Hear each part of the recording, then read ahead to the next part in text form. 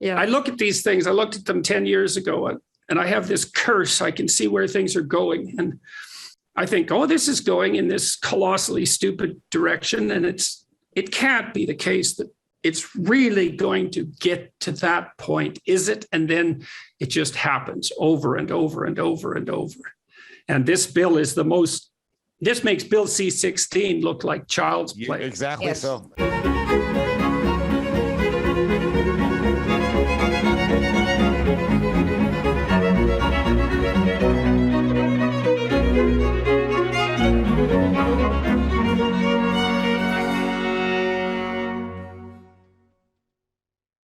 Hello, everyone. I brought three people together with me today to discuss Bill C-67, Ontario bill that is entitled Racial Equity in the Education System. Barbara Kay is a columnist for the Canadian newspaper National Post. She also writes for the Epoch Times and Western Standard online. David Haskell is at Wilfrid Laurier, operating primarily within the field of sociology of religion, but makes occasional forays into communication studies. His teaching and research focuses on religion in Canada, media in Canada. Bruce Pardy is executive director of Rights Probe and professor of law at Queen's University. He spearheaded resistance to and ultimate repeal of the Law Society of Ontario's Statement of Principles policy that required Ontario lawyers to attest to their ideological purity to maintain their license to practice. And so I brought these people together today, invited these people to come together today to discuss this bill, which the Conservatives in Ottawa, to their great discredit, are supporting. And so, Barbara, maybe we'll start with you. You wrote an article a little while ago, a couple of days ago, in the Epoch Times trying to alert Ontarians and Canadians, particularly, let's say, in the centre and on the right, to the degree that those exist in Canada, to what you see as the dangers of this bill. So why is a bill that's hypothetically aimed at something as awful as racism, let's say, what concerns do you have about it and why? Well, this bill 67, which is heading for third reading before a final vote, and it is billed as an anti-racism bill. It's going to give anti-racist instruction to children in the educational system, but the bill is in fact pretty well a clone of the programs in the United States that are being resisted all over the place because it depends entirely on critical race theory for the ideas that are in the program and for the rules that are going to govern it. And it is basically it calls itself anti-racism, but in fact, it is a very racist program because it deals in identity group, framing all questions of victimhood in terms of identity groups. It says that it's going to oppose anti-Indigenous racism, anti-Black racism, and anti-Asian racism, plus anti-Semitism and Islamophobia, but in fact, they do not include anti-Caucasian racism because that is going to be the one racism that is not only going to be allowed, but encouraged according to critical race theory, which I know, Jordan, you've spoken about many times. The basic hypothesis that we're pursuing in this discussion is that under the aegis of something as ethically admirable, let's say, as the absence of racism, or even promoting the absence of racism, what this bill actually does is bring in a whole set of ideas that have virtually nothing to do with racism per se, under the guise of a moral endeavor, and make it both likely and necessary that people abide by this particular propagandistic ethic in order to be teachers in Ontario schools, and certainly to be promoted. And so I'll just detail some of the details of the bill so that people are aware of this. So, for example, performance appraisals shall include competencies related to a teacher's anti-racism awareness, whatever that is, and efforts to promote racial equity. New subsection 301 7.11 requires the minister to establish policies and guidelines with respect to promoting racial equity in schools, and boards must establish and implement racial equity plans. The Higher Education Quality Council of Ontario will have to have a member who will be an expert in racial equity in the post-education center, and that all members must have a proven commitment to racial equity or take anti-racism training. And there's a variety of additional details that are relevant. And what we're discussing today is the fact that all of this means that the education system in the narrow and the broad sense will be oriented towards a set of policies that are radically left in their orientation by necessity, and that there will be punishments put in place for failure to adopt that ideological standpoint. So, and this is a supposedly conservative government who's bringing this in.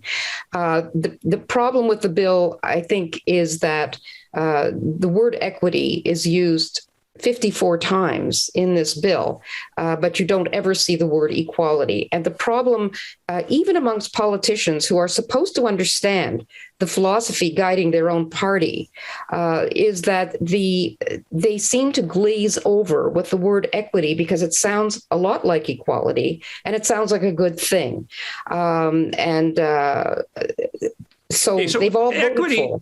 Equity is predicated on the idea that if there are any differences in outcome between any groups imaginable, so those could be groups defined by gender, they could be groups defined by race, they could be groups defined by sex.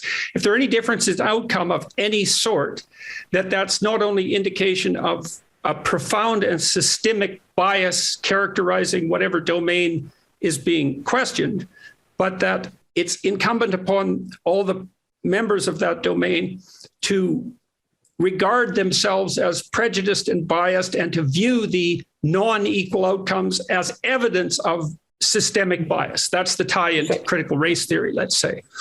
So what's wrong with that proposition? That's precisely what the problem is with it. And I'm very happy for Bruce to amplify on it because he understands it much better than I do. Well, that's obviously not true. But let me just contrast two different ideas, right? Anti-racism, which this bill promotes and insists upon, and non-racism. Those two things sound equivalent, but they're opposites, actually. Non-racism is the attitude that your race doesn't really matter and that you should be treated as a human being and that the same rules and standards should apply to everybody, notwithstanding the group that you belong to. Anti-racism is the opposite. Anti-racism insists that your race is fundamentally important and that being white means that you are both privileged and probably racist. And that is an ideology. And this bill intends to make that ideology compulsory inside the school systems and inside the universities. Yeah, so let's add some more details that are useful here. So a person who is going to be a teacher now has to successfully complete any prescribed examinations and training in anti-racism in order to be issued a certificate of qualification and registration. So that means you have to abide by this political ideology, which is even regarded by moderate leftists in the United States and certainly by centrists as radically left in its fundamental orientation. It also means that colleges that provide such training must be undertaken by all the institutions that are going to train teachers. So it is an attempt to capture the entire education system and subserve it to the purposes of a given ideology. In that ideology, in one fell swoop. And that ideology involves claims like the idea that all of the institutions that characterize the West, certainly countries like Canada, are fundamentally racist and oppressive in their orientation and their aim, and that any attempts to constitute an argument that might dispute that are in and of themselves indications of exactly that racism. And well, that's not as far as it goes. So, and it's interesting to note how disparaging this approach is to everybody. On the one hand, it allows and promotes racism against white people. But at the same time, it disparages, insults, patronizes people who are not white, as though they are not really capable human beings on their own and must be counted according to their group and compensated for whatever wrong or victimhood that they have been subjected to. So it's bad all around. It is disrespectful of everybody, and essentially it makes not being an activist a matter of professional misconduct. Mm-hmm. What we might want to, I was just going to say, what we might want to look at is, we were talking that teachers are going to have to receive trainings. So let's just look at that for a moment and say, well, what kind of books are they going to read in order to become anti-racist? So right now, the most popular, the most well-selling or best-selling books are White Fragility by D'Angelo, and I can't remember her first name. And then there's Robin DiAngelo, and then there's Ibram Kendi, who actually has a book called How to Be Anti-Racist. Now, what people will find interesting is we keep saying that anti-racism is in fact racism. And I want to give a quote from Kendi's book. Now, this book is How to Be Anti-Racist. And he says this: the only remedy to racist discrimination is anti-racist discrimination. The only remedy to past discrimination is present discrimination. What these ideas are saying is discrimination is a good thing if it's applied to the group that is the oppressor. And in this case, it's going to be white kids at our public schools. Right. And that's all predicated on acceptance of the idea. And people have to understand this, that the fundamentally appropriate level of conceptualization of all human beings is their group identity, not their individual nature. And so it's okay to punish one group for its past crimes because the group is the proper level of analysis. And that's an absolutely anti-Western idea. It's the most profound, perhaps, of anti-conservative ideas, that's for sure. But it's also a profoundly anti-liberal idea in the classical sense. No group guilt. Here, there's no presumption of innocence, right? If you're the member of an oppressive group, then you're guilty. And if you're the member of an oppressed group, then you're a victim. That's right. And that's what'll be taught in our classrooms. Right. And so go ahead, Barb. Go ahead, Barb. Well, I was just going to say that although these ideas are borrowed from American writers and influencers, I have the idea, it doesn't say so in the bill, but I'm morally certain that a lot of the intense discussion and a lot of the blame laying is going to focus more on Indigenous matters, because that the Indigenous settler history is not the equivalent in fact, but it is the equivalent in terms of the moral narrative in Canada as slavery was in the United States. The original sin of Americans is slavery, and Canadians' original sin is colonialism.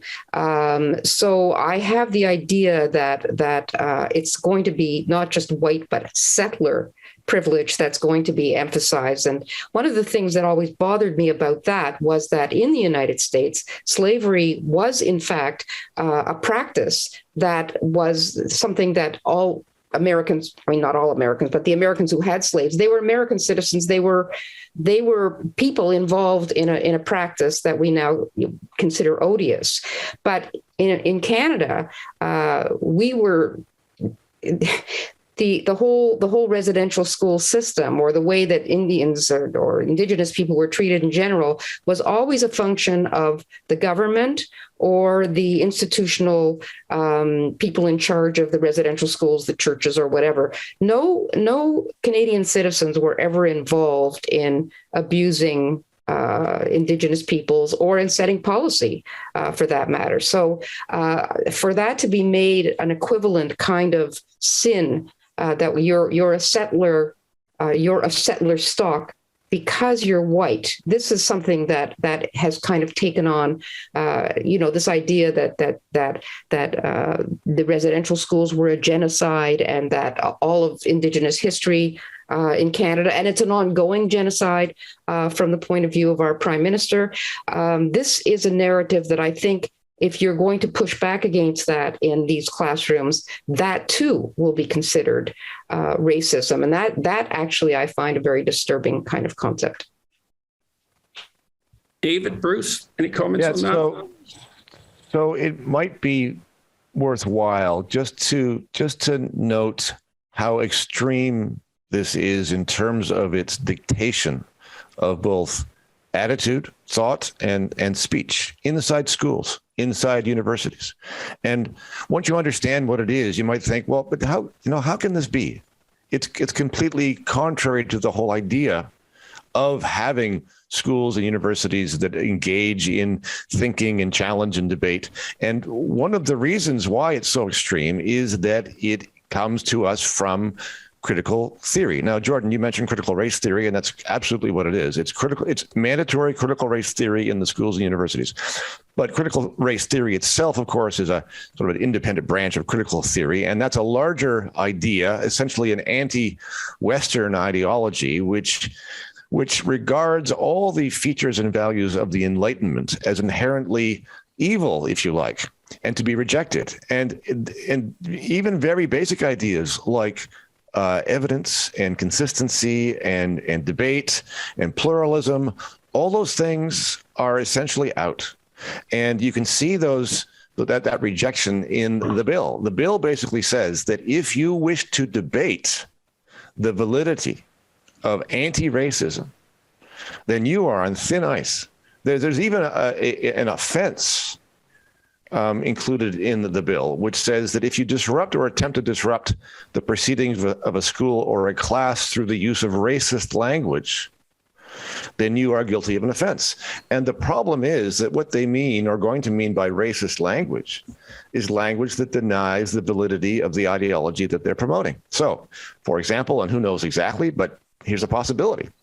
If you insist upon debating the validity of anti-racism in a classroom by saying, no, I believe all lives matter and I believe all people are equal regardless of their race or color, then you might very well be in violation of this provision.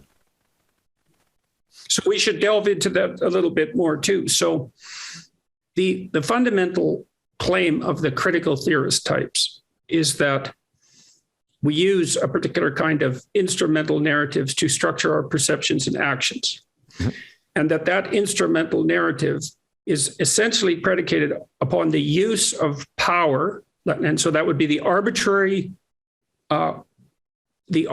use of compulsion mm-hmm. to demand the compliance of other people, particularly in relationship to their group. So that what Western culture is in its essence and the attitudes and actions of everyone who composes that culture is nothing but the attempt to utilize arbitrary power to extract excess resources from other people through compulsion, to hoard it for the purposes of that group, let's say, and that all claims about equality of opportunity or sovereignty of the individual, or even existence of the individual for that matter, or individual responsibility, all of that where the conservatives operate, that's nothing but justification for the arbitrary use of power and compulsion.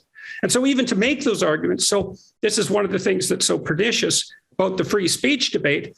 The critical theorists don't engage in debate about who should have free speech and who shouldn't. Their claim is that the whole idea of free speech is nothing but the attempt to add a moralizing layer to the will to power that exploits. And all of this language that we see in this bill is derived from that theoretical background. Mm-hmm. Yes. Now, I'm putting myself in the place of the audience who's listening to us speak, and all of us have been steeped in critical race theory for years. We've been looking at it and saying what a terrible thing it is. And I'm trying to picture how people could get a hold of this. And maybe the example is what we entered in on. So here we have this bill that really will promote division in our school system. And the progressive conservatives of Ontario, who are ostensibly supposed to be conservative, all voted in favor of this bill.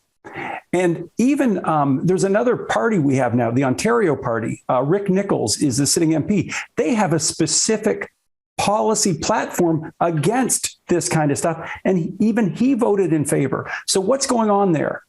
What's going on there is that the wording is just beguiling for everyone. We just can't, for us to try and explain is so difficult because the left has really commandeered the definition of words. When someone sees anti-racism, they think, of course I want to be anti-racist. So perhaps let's give the benefit of the doubt. Maybe the Conservatives were just fooled. I know that this fellow, Rick Nichols, on the Ontario Party was fooled. He had no idea that this bill actually will promote racism in our schools. You know, David, since you mentioned the Ontario Party's platform, I actually think that their policy with regard to teaching, what they have to say, and our audience, I think, might be interested to know what would be the opposite. What would be a curriculum that taught that racism was bad and all these things were bad, but that had a curriculum that was fair to every student, and they actually spell it out. And what they say is in their platform, they would make it illegal for any teacher, school administrator, or any school board official to teach, disseminate, or promote materials to students that explicitly or implicitly state, one, that males and females do not exist as separate biological realities, because, of course, gender is included, subsumed under the racist umbrella, will not be allowed to state that any individual, by virtue of his race or sex, is inherently privileged, racist, sexist, or oppressive, whether consciously or subconsciously, that will not be allowed to state that an individual should be discriminated against or receive adverse treatment because of the individual's race or sex. And you can't say that an individual, by virtue of race or sex, bears responsibility for actions committed in the past by other members of the same race or sex. And finally, that any particular Canadian province or Canada itself is fundamentally or irredeemably racist or sexist. These are all the things you won't be allowed to say. And that, I think, is, if you asked most Canadians, do you think that sounds fair? They would say, yes, that's exactly. No. We might want to point out that the entire educational system that's associated with classical Western values is the most successful manifestation of the most fundamentally non-racist ethos ever developed. And that ethos insisted that each individual, regardless of their group membership, was of intrinsic worth and characterized by natural rights, and that it was to their advantage and to the advantage of all others that no arbitrary barriers be put forward against them as they manifested their attempts to take their place in the world in a manner that was reciprocally beneficial to everyone around them. And there isn't an ethos that's more fundamentally non-racist than that one. And it's time for conservatives and liberals alike to stop being apologetic about that. Agreed. Yeah. Can we just add, just to dive back into critical theory for a moment, Jordan, picking up what you were saying earlier. So I believe it was James Lindsay, who is an American critic of social justice and critical theory. I think he was the one who coined the term the iron law of woke projection. You were talking earlier about critical theory characterizing Western society is essentially based upon a power relationship and nothing else. Abusive power relationships in which everything that happens really is a search for power underneath the surface. So what is happening here is that the woke, the critical theorists, the critical race theorists are actually turning Western society into exactly that. And this bill is an example of the simple application of power to insist upon an ideology and to essentially cast out or cancel or accuse of professional misconduct those people who will not go along with the story. That's a pure power play. And there's really nothing else in it. It rejects the idea that there might be another point of view. It rejects the idea of pluralism. It rejects the idea of debate. And this is called neo-Marxism for a reason. And the reason is that Marx was the one who came on board and said, look, Western society is a power struggle. But he emphasized the economic struggle between the upper and lower classes. And the critical theorists ditched that particular struggle in favor of the struggle over identity politics and between different. Right, but they use exactly the same language and the same conceptualization. And I want to reiterate a couple of things, add another detail. So first of all, here's another detail from the bill. The Ministry of Training Colleges and Universities Act is amended to add a new section, which sets out anti-racism and racial equity requirements that apply to every College of Applied Arts and Technology and every university that receives ongoing operating funds from the government for the purposes of secondary education. So in that one section alone, which is only a small fragment of this bill, we now have a demand from the most radical of the radical leftists, possessed by critical theory and also critical race theory, that every single educational institution in Ontario at the highest level that receives ongoing function will now be mandated to accept that ideology. And now I just can't forgive the Conservatives for not noticing this. This is appalling. Like, if they're that blind, we're in real trouble, because you shouldn't be that blind by this point in time. If you haven't cottoned on to the fact that equity doesn't mean equality of opportunity, which is what everyone wants it to mean, then you have been asleep at the switch for like 10 years while things are falling apart around you. Yeah, at least. So, at least 10 years. Yeah. And to see, this is written by an NDP member, right, this bill. Didn't that clue them in? Yeah. Let's talk about her for a bit. That should have been an alarm bell right there. The drafter of this bill had been the head of equity at Laurier University and had drafted the sexual violence policy under which Lindsay Shepherd, who many people will remember in 2017, for having shown her students, a graduate student, for having shown her students a balanced discussion in which you featured, Jordan, on gender pronouns, and shown that segment of that panel discussion to her class, was invited in to be interrogated in a session with several members of the administration and staff, faculty, but they told her that she was transphobic because she had breached the sexual violence policy, which this individual who wrote this horrible bill, that, and as you say, that Conservatives could let this pass is really terrible. One of the terrible things about racism, as they understand it, is that the offense of having said or done something racist is judged not by your intention, but by the person who claims to be offended. So much for the presumption of innocence. Exactly. Well, just so we know what's at stake here, right? The new ethic is, it doesn't matter what you intend. All that matters is the impact on the person claiming victim status. They don't even have to demonstrate that in any important way that they were in fact victimized by the claim, or demonstrate any. And let's just delve into that for a minute, because one of the things that's in this bill that's so cute is also the establishment of the necessity of putting in boards of inquisition to which students can apply if they ever feel that they have been offended in any manner by anything that anyone says. Now, let's make two things clear. People do say offensive things, and I do believe that there's such a thing as hate speech, because speech can be pretty vicious. That's not the point here. The point is that there will be boards of inquisition set up at all educational institutes in Ontario if this bill passes, that anyone with a grudge can weaponize against anyone they want. And if you don't think that will happen, you're a fool, because it happens all the time. And it's happening more and more at the college level board for physicians and psychologists, and at the Law Society. And this is going to make the establishment of those inquisitorial bureaucracies, which are basically extrajudicial structures, right, operating outside the normal judicial system without the presumption of innocence is going to make the establishment of those mandatory. And so again, I can't believe the Conservatives can be so ungodly blind. It's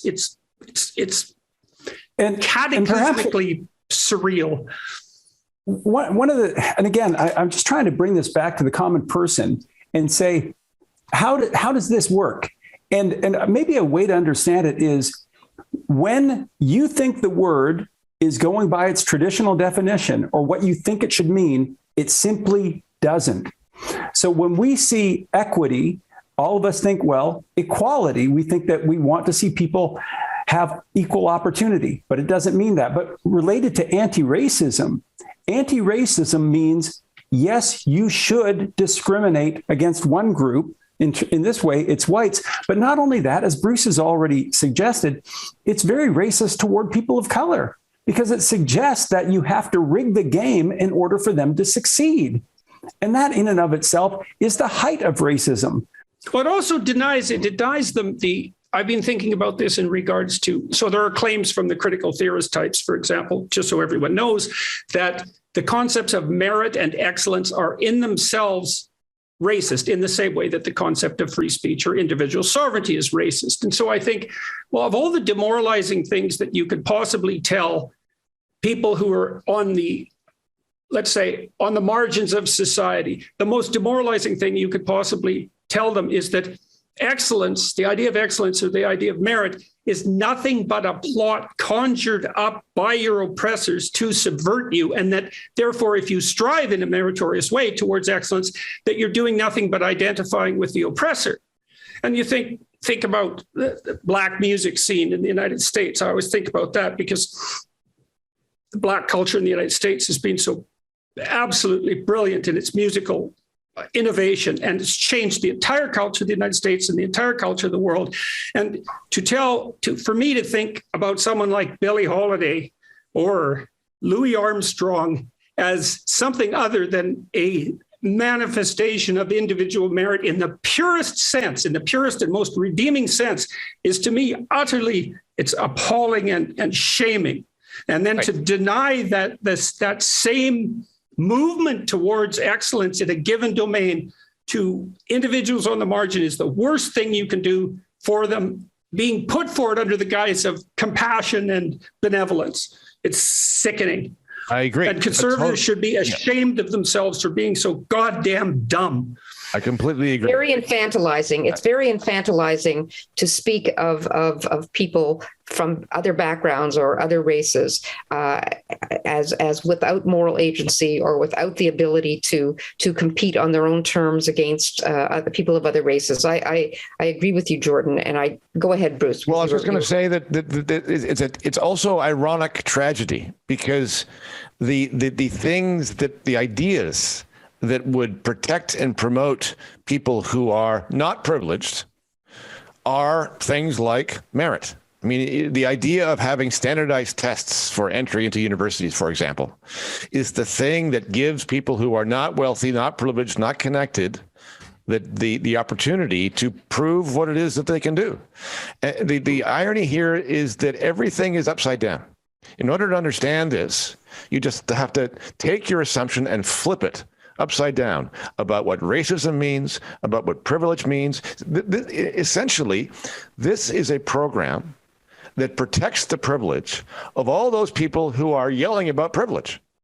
If you take away the merit idea, then you pull the rug out from underneath all those non-privileged people to be able to show that they are deserving of getting a spot, getting a job, getting having.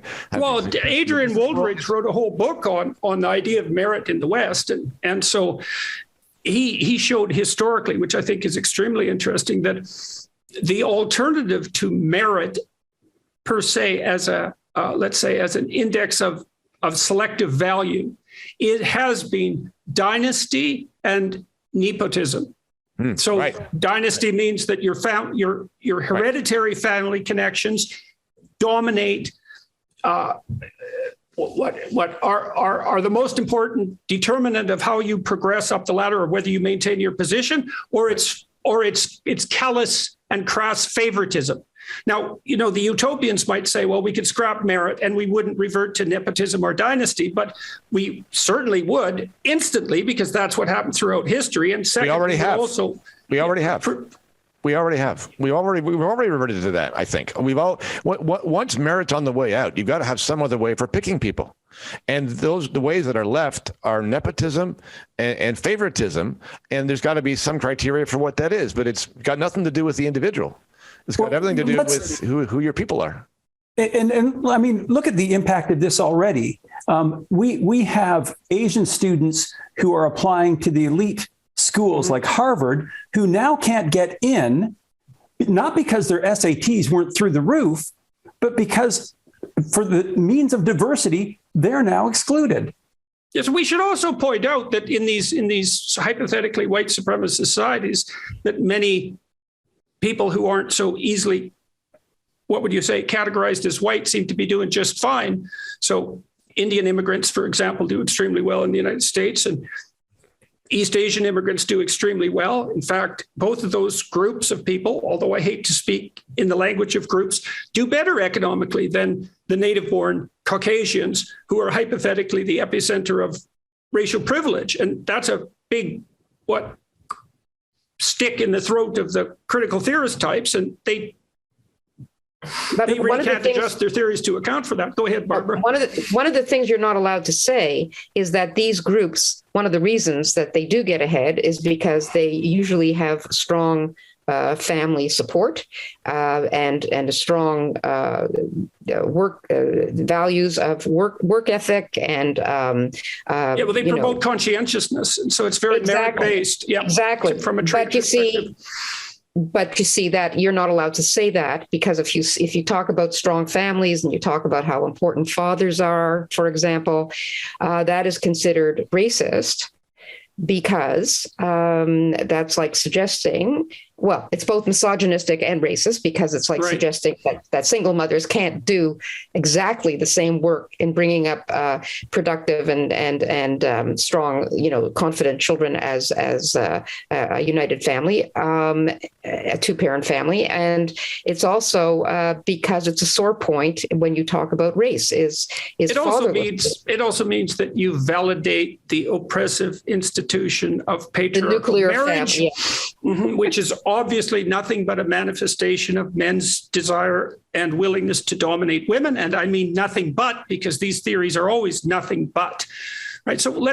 And Bruce, you talked about projection. I always think of the critical theorist types as manifesting an unconscious Freudian confession in relationship to their own motivations, is that people who believe that power is the fundamental principle that governs social relations, they either believe there's some saintly exception to that, or that is actually what they believe, and they assume everyone else is the same. And I've been thinking about this technically, and social relations based on power are actually unstable, technically speaking. They don't work in chimps. They don't work in rats. They don't work well for psychopaths, who are almost always failures and never constitute more than 3% of the population. And you're much more likely to advance in a stable manner if you play reciprocal games with other people, reciprocal, mutually beneficial games with other people. And I think that's the fundamental principle that animates Western society in its best sense. And then sometimes that's corrupted by power. And that's a very different claim than it's power itself that's the fundamental ethic. Right. Well, it just reminds me of that very well-known saying, power corrupts, and absolute power corrupts absolutely. So if all you've got left is power, then you have a corrupted society. And that's where and also think about what that does. Let's say, okay, you accept the doctrine. And I want to remind the listeners, this doctrine we're discussing is the doctrine that is now being mandated for acceptance across all Ontario institutions of education. Right. Okay, so the doctrine is nothing governs the social relations between people at every level except the will to power. And that's arbitrary use of arbitrary compulsion. So, Bruce, that means you and I, if our interests differ, we can't engage in productive dialogue about that, because there's no such thing as productive dialogue. And what that means is that if our interests aren't aligned momentarily, I have to treat you as an enemy. And I have to assume that all you're using is your will to power. And I have no other option but to respond in kind. And I cannot think of a more corrosive, cynical, and bitter way of looking at human beings than that. Can you imagine? Yeah. Can you imagine the psychological impact on students if this is what they are getting a daily dose of? So imagine that. I go imagine you are see it. Well, you are a student. You're a student who comes into the classroom, and you're a student of color. And you come in without this indoctrination, and you think, I can be whatever I want to be. That's what you're thinking.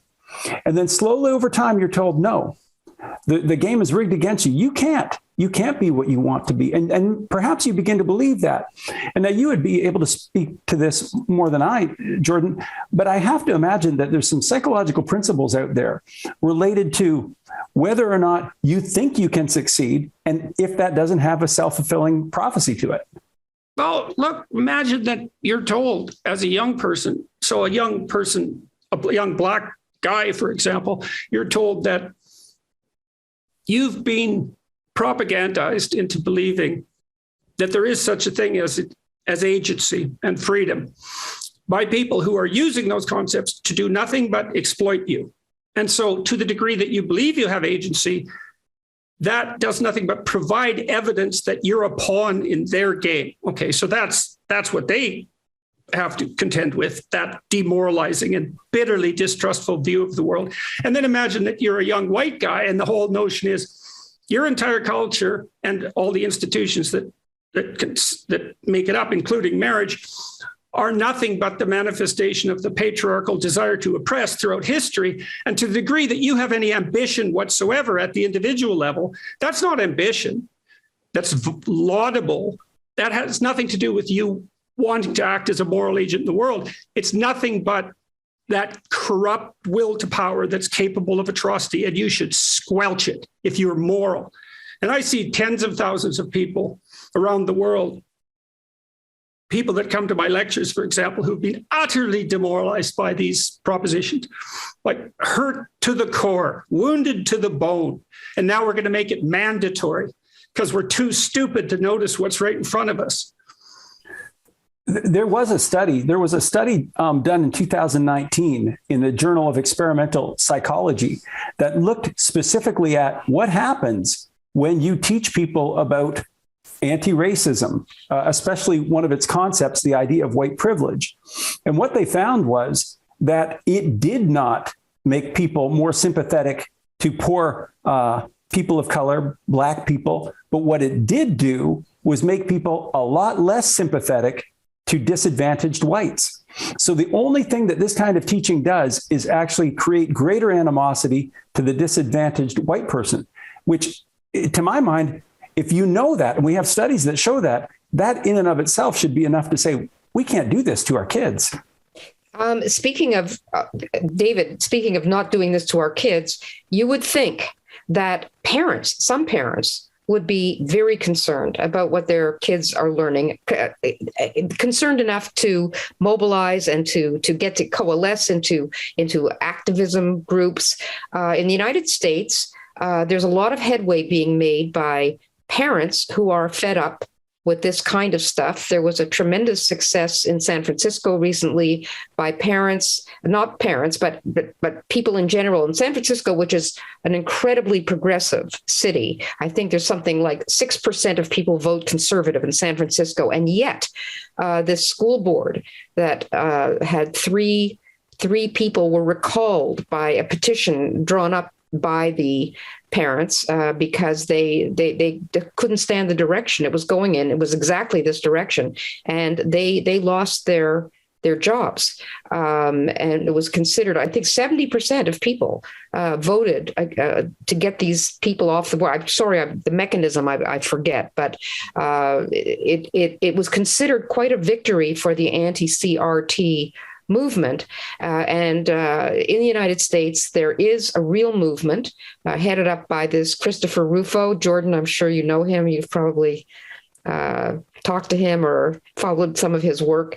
He has been doing great work in helping groups to organize parents to, and there's now, I don't know, I began my column with the numbers were, the numbers were that, yes, in 37 states, 87 curriculum transparency bills have been filed by legislators in 37 states since the beginning of 2022 and introduced in 20 or more states. So pretty soon you're going to start seeing, and you already do in Florida and other conservative states, you're going to see pushback against this, and they're not going to be allowed to treat. I've been talking to a lot of conservative types, well, and Democrats for that matter too, by the way, who are concerned that their party is being pulled far too far to the left about the dangers of critical race theory and critical theory and diversity, inclusivity, and equity, et cetera. And there is a wider degree of awareness about such things in the United States. Our conservatives in Canada are falling are far behind the curve. David, in relationship to your discussion of studies, we did a study at the business school in Rotterdam, and we used a program that helps people make a future plan. And so imagine, so you have to lay out what you'd like in your life in 7 different areas, 7 important sub areas like intimate relationships and friendships and career and education, et cetera. And we looked at 4-year previous performance in the business school, and we looked at the relationship between race, gender, race, sex, and performance. So what we saw with the Caucasian women were doing the best, followed, I believe, by the non-Caucasian women, and then Caucasian men, and then non-Caucasian men.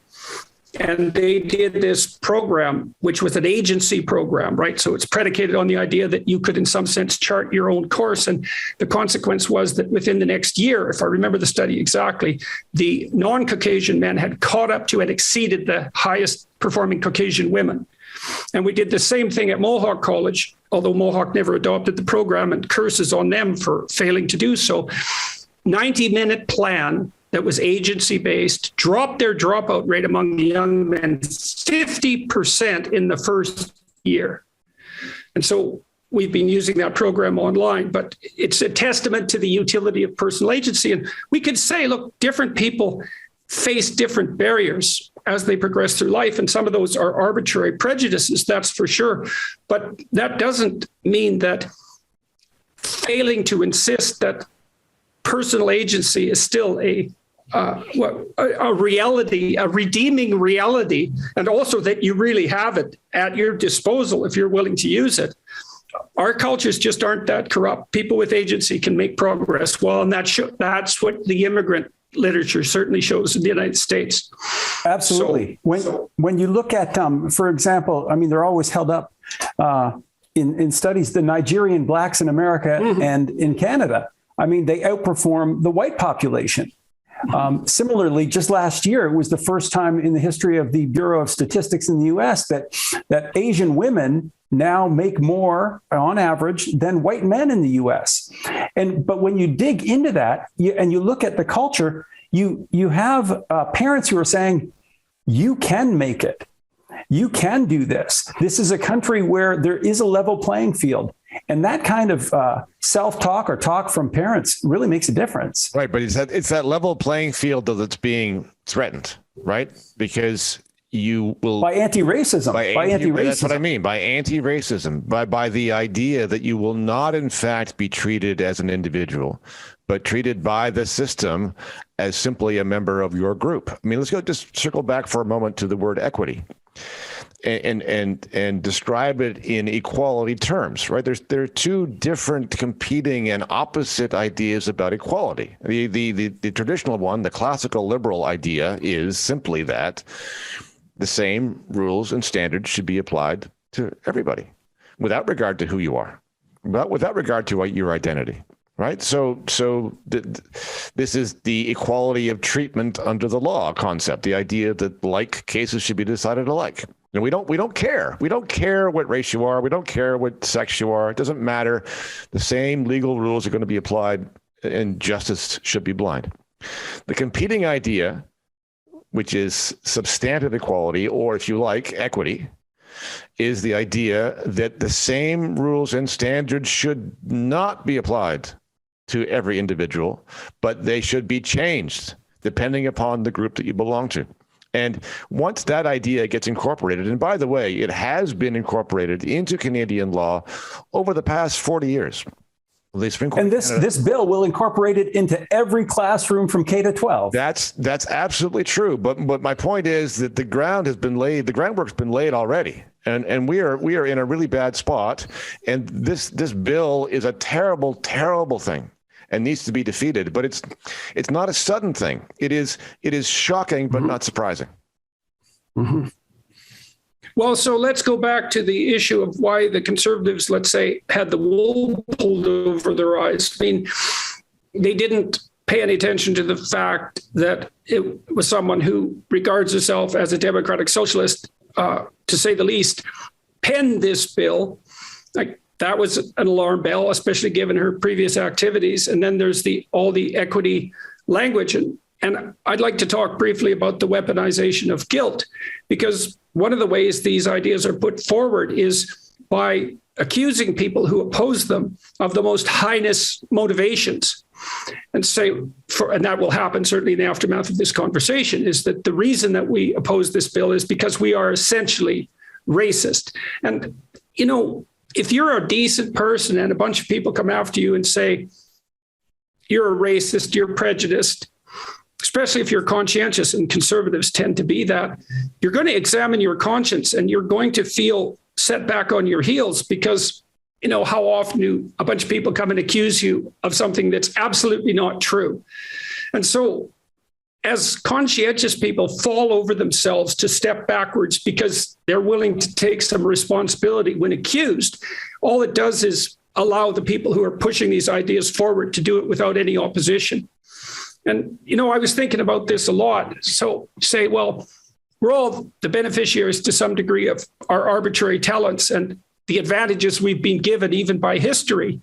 And the right way to respond to that is by living a responsible, productive and reciprocal life and trying to make good use of, what you've been granted by grace. That's the proper mode of atonement, not to wallow in guilt and then let ideologues tromp all over you, which is exactly what's happening right now. You mentioned the Conservatives again, and I was thinking about back in 2020 when the George Floyd thing was happening, the tragic death of George Floyd, and we had Doug Ford come out and say that Ontario, or Bruce or Barbara might remember better, I think it was Ontario or maybe it was Canada, was systemically racist. At first he said no, but it was at that point that I realized that something's going on within the Conservative Party where they're imbibing at the critical race theory tap. Sure. Yeah, well, I think it's part of this weaponization of guilt. Go ahead, Bruce. No, I was just going to say, listen, the Ontario Progressive Conservative Party have not behaved like what they claim to be for a long time. I mean, you can identify nearly anything. You can include their draconian COVID policies. You can include the way that Doug Ford stripped truckers of their licenses without due process. You can identify just about anything. But you could say, go ahead. No, go ahead, Bart. Well, I was going to say, you could say that about the federal Conservatives are no better. They voted for the conversion bill, which would insist that every child that has any question at all about their gender identity should only be affirmed, and you shouldn't.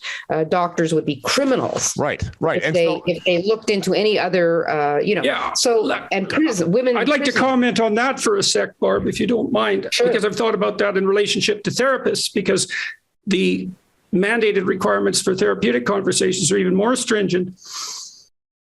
Therapists neither affirm nor deny. what therapists do is attempt to have truthful conversations with people about confusing situations. And so if I all of a sudden, as a therapist, am mandated to affirm all the choices of my clients, then I'm no longer a therapist. What I am instead is a cowardly advocate for whim. And now that's law. Yes, that's and law. The Conservatives all voted for it. I am sure that under Bill 67, it will be considered, they'll call it racist, anti-racist, to deny that biology exists on a spectrum. If you say, I don't believe that trans women are women, that will be hate speech. Gender-wise, it'll cover a variety of or if you say, I don't think that male rapists who claim to be female should be in female prisons and women's prisons, that might be deemed racist. Anything that any of the mantras that go along with any of the ideologies that are presently, so the federal liberals, federal conservatives are just as bad as the provincial ones. I think what we're witnessing here is, a revolution that's over. They've won, and this is mopping up operations. Yes. Putting these bills in place is simply, everybody's lying around on the battlefield too exhausted to put up a fight anymore. So it's like, okay, now, here are the actual laws. Sure. We've won, and here are the laws that are going to make sure that we stay, that what we want entrenched is going to stay there forever, unless, And in that respect, the U.S. has something that we do not, which is an actual political opposition. Yes. But go ahead, Dave. Yeah. I'm just saying that we are seeing, if we're saying that the battle's over, we still see the guerrilla fighters. Oh yeah. Right. Yep. And let's get back to this notion. We do have some parties that are trying to gather support for common sense, and whether it's federally with the People's Party, and they're demonized, right? The mainstream media hate them, so they don't get any kind of fair coverage. But now at the provincial level, we've got a party like the Ontario Party, which is putting forth the kind of ideas that would actually bring unity and harmony. But again, they'll be villainized because the media is totally on board with this particular agenda of critical race theory as well. That's right. Yeah, go ahead. Yeah. I'm just going to say that the Ontario Party has zero support, and the PPC, People's Party, couldn't even field. They couldn't even, get Maxime Bernier into office. So, and I agree with that, and a lot of the pushback in the U.S. you see coming from parents themselves, like in Virginia, for example. Mm-hmm. And the real question, I think, in this circumstance with Bill 67 is whether a critical mass of parents, once they find out what this really is, as opposed to what it appears to be, if they would respond by saying, no way, like heck, you're not educating my children in a system like that. And, that really remains to be seen. How many parents in Ontario would respond in the same way as a lot of parents have in various places in the U.S. and say this just won't do, as opposed to going along with the prevailing narrative. Canadians have been able to trust in the fundamental integrity of their social institutions for most of our 150-year history. And so the default assumption has been, well, people generally know what they're doing if they're leading us, and they're not leading us down the garden path. And the problem with Bill 67 and getting people to understand it is that they also have to simultaneously swallow the fact that our fundamental institutions, educational and political, have become so compromised and so co-opted by derivatives of a narrative so radical that even most Democrats on the left reject it out hand. Well, who's going to believe that? It's a lot easier to think that the four of us are, right-wing conspiracy theorists and that this is all nonsense. And in fact, it's easier for me to believe that sometimes than to believe the alternative. But I read this bill and I know what equity means, and I know its ideological derivatives and the underlying idea system. And so, I've said before that our biggest obstacle is disbelief. People don't believe it. People don't believe that what we're describing could actually be true. It's just so far out of the zone of what they consider to be normal life, normal civilized life in this country, that it's very hard to take in unless you've sort of seen it for yourself in front of your own eyes over and over again, and you're forced to admit that it's actually happening.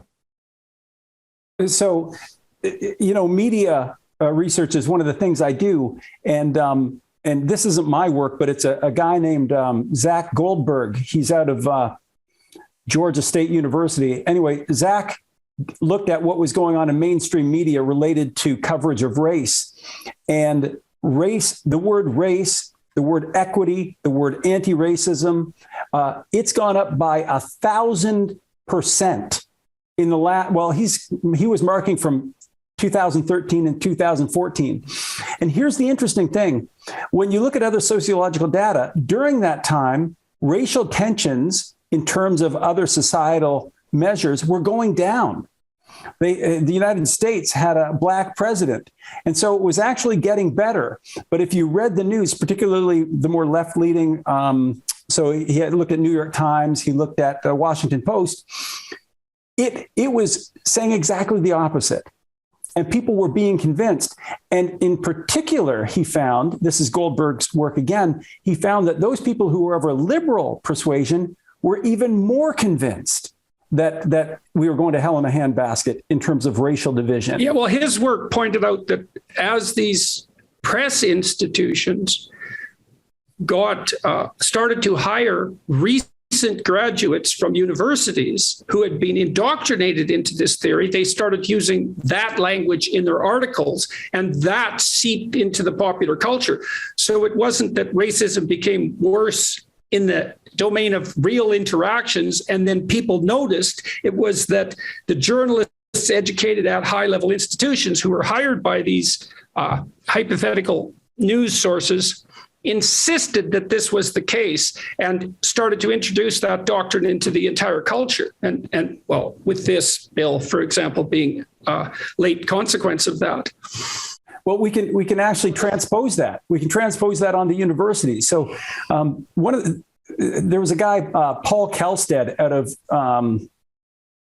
Texas A&M, and what he showed was that the news media drive the perceptions in the culture, and then the culture kind of becomes what the news media said it was. Well, that's going to happen with these kind of bills as we pass them provincially.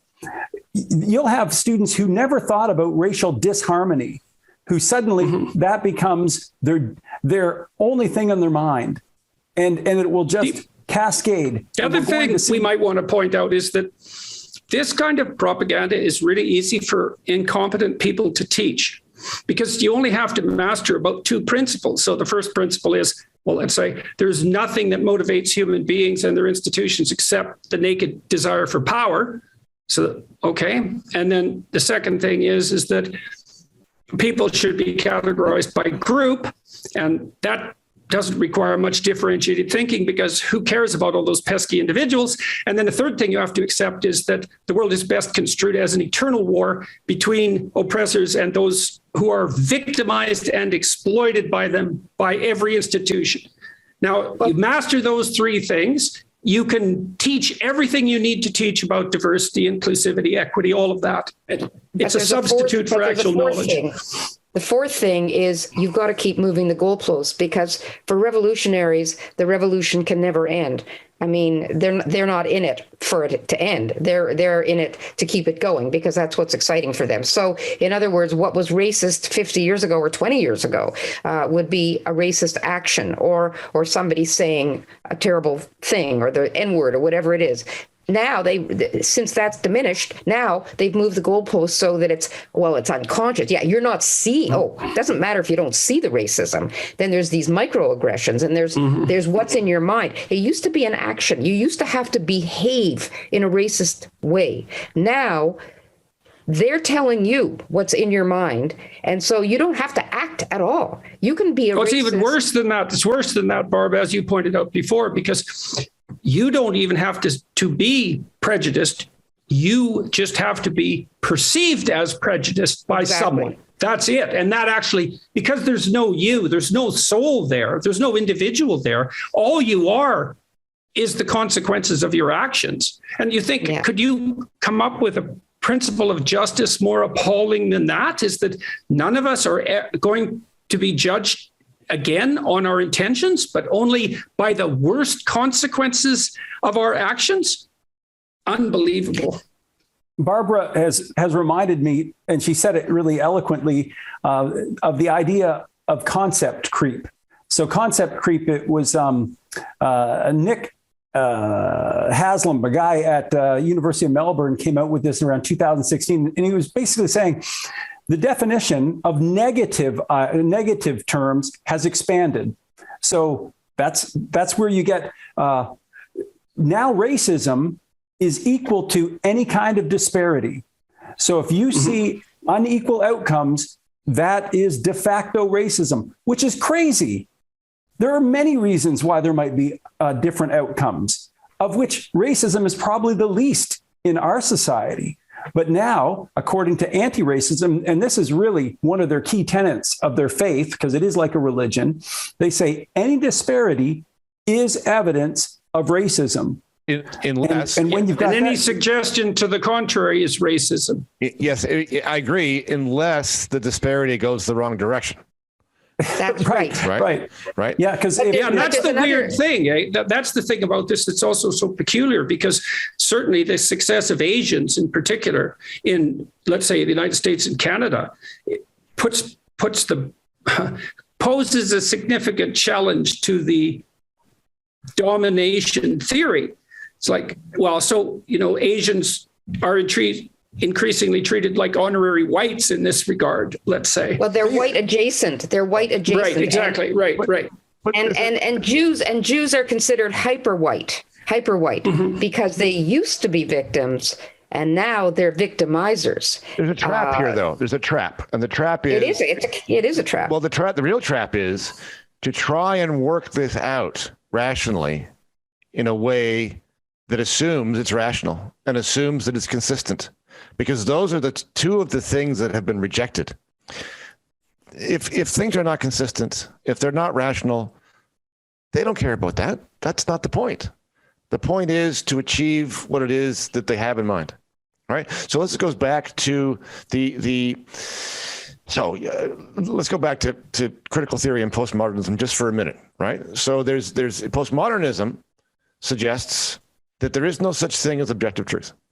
Right? Truth is personal. And I could live with that, because the logical extension of that idea is, well, that everybody makes up their own truth. So if you think that you're a certain kind of person and you want to believe that, that's fine. And if somebody else doesn't agree, then that's fine too, because they have their truth. But the thing is that idea that truth is subjective is not carried through. What they basically say is, there is no truth except our truth, which you will comply with under penalty. And that's what this bill is doing. This bill says, oh, by the way, here's the truth. You will do it or you will be cast out. And not worse than that.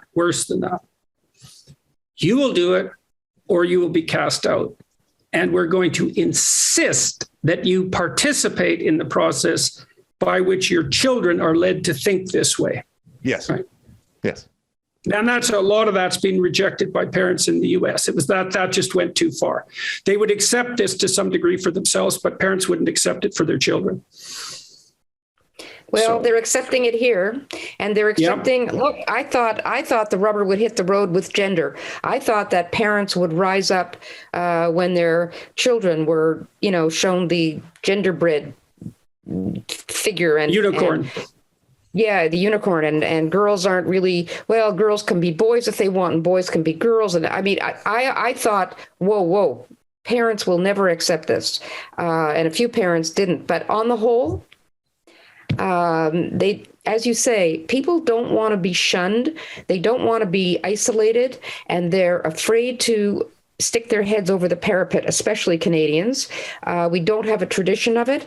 And I fear that this fascination with niceness will be the death of us culturally because, at a certain point, it is too late to turn back. And I think once this bill is passed, that is a sign that. Well, this is the permanent in Ontario. The passing of this bill is, in some sense, the permanent defeat of a classically liberal or conservative ethos. Because I think it is. It is capture of the education system. And so that isn't just a battle that's won now, that's a battle that's won for the next 40 years. And it's a mandated victory. Yes, so it's a complete bloody catastrophe. No question. It's putting into formal legislative terms what has really already happened. I mean, I'm not sure how much on the ground will change. It's just that now it is a statutory mandate and much more easily enforced than it was before. But the circumstances inside the schools now and inside the universities is already traveled a huge distance in this direction. I think you're missing one thing though, Bruce. They'll be allowed to purge. Oh yes, they'll be able to allowed to purge the dissenters, and yep. This is what will happen. And the dissenter is going to be the person who puts forward empirical evidence, even though it's empirical, but it will somehow be deemed, well, that's racist. For example, let's say that I bring out Statistics Canada data that shows that right now Asian Canadians make more than Caucasian and Black. Well, if that offends someone, if that somehow is deemed to be a racist, because remember, racism is in the eye of the beholder, the person who's begrudged. Well, maybe now I can be purged for saying something like that. Or what if maybe now you will be required to be purged. It's not even an allowance. So you understate the danger, right? Is that these boards are set up so that the mandate is that anyone who expresses opinions that can be misinterpreted in any way as not anti-racist in this strict sense. So divulging from the equity doctrine in any way, they have to be punished and eliminated in some true sense. So it's a complete rout. It's a dystopia in statutory form. Right. Well, we've probably. Yeah, well, it is unbelievably gloomy, and to see the Conservatives do this to themselves it's something staggering to behold. I every day something happens in Canada that I just can't believe would happen, and there it is, it happens, and then the next day something that's even more unbelievable happens, and now we have this bill, and so as Barbara pointed out, there are some people who are speaking out. There's a new group. There's Fair. It's an organization. I think Barbara has even written about that. I see that there's an Ontario chapter. I think that slowly. Well, I'm hopeful. I look at groups like the Ontario Party, and I look at their policy to try and reverse this. I look at FAIR, and they're trying to organize parents in a way that will get rid of this critical race theory. And I think that these are green shoots, and it's just getting momentum. And I'm going to make a connection to current events. I look at what happened with the truckers, the Freedom Convoy. Who would have thought that such passive Canadians would actually stick it out and go and peacefully protest as they did? And if you saw any of those overpass where people were there cheering on the truckers with their flags, those were just moms and dads, everyday people. Maybe they'll channel that same kind of energy into the protection of their kids in the school system. Yeah, and risk having their bank accounts frozen. Yeah, and if only they had a political party that they could invest all that energy in. The problem is they don't, and any that they do, like the Ontario Party, is not going to grow. Though it's going to stay fringe and it's going to stay very tiny. So it's a serious problem. Yeah. So let's say people should go ahead, Bruce. No, I was just going to say I do agree with Dave that the trucker convoy and the phenomenon that that it launched is actually a hopeful sign. You've got the shoots, as he said, of something coming together, some kind of political realignment, or the coming together of an actual opposition inside the population. Whether it will have, be able to be sustained and grow remains to be seen. But my goodness, that was the best thing that I've seen happen in this country for a long time. Yeah, well, hopefully the Conservatives at least could be enticed to give voice to some of that frustration in a manner that was actually productive. We could hope that would happen.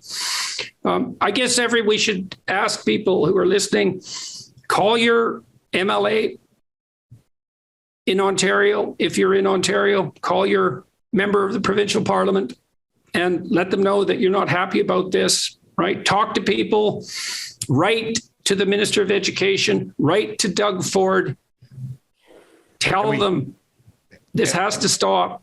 And we should underline the point that it's not actually passed yet. It's passed second reading. It's going to committee. It will need to pass third reading. So there's time for the MPPs to change their minds on this. So it's not actually done yet. If people are trying to get an understanding of this, John McWhorter, who's at, I think he's Columbia, he's just written a book. Does anybody know is it woke racism? Is that what he calls it? I think it is woke racism. I believe so. Yeah. And really what he does is he says why anti-racism, exactly what's happening with this bill, why it is racist. And he takes a lot of time to explain it. So that's a read that some people might want to take a look at. Yeah, it's woke racism, John McWhorter.